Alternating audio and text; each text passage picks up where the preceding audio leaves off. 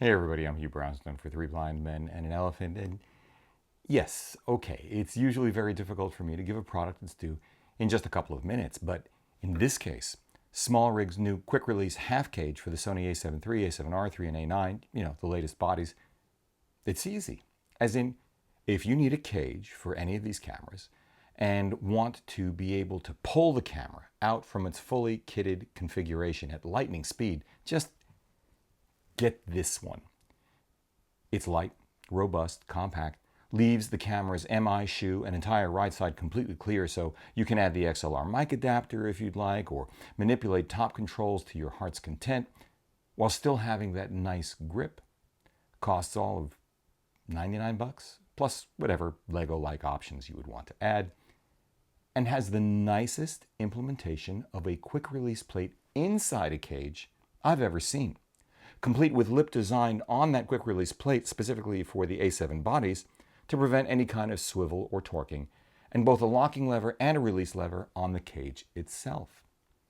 Pretty much the only thing keeping it from being perfect in my book is the absence of Arca Swiss compatibility. For now. It worked brilliantly for us on a shoot in Soho last week, giving Claudia excellent comfort and stability for handheld shots. Combined with the a7 III's in-body image stabilization, you really wouldn't know she's not using a tripod or monopod.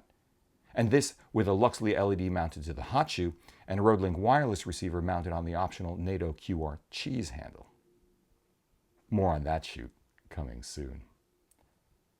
But what made it even more noteworthy was the ease with which she was able to remove the camera from the rig and stow all of that extra gear we needed for filming in her backpack for BTS stills in seconds. Now, if you don't already have one, you might also want to add a base plate with dual 15mm rod clamp. Adding a top handle would make it easier to mount a monitor like SmallHD's Focus, along with the on-camera light and wireless receiver, or capture some low-angle footage, though we were perfectly fine without either. That's it, really. We already had the SmallRig Ultimate Half Cage for the GH5 with battery grip, and we use it all the time for just these kinds of videos in the Batcave, as in we're using it right now.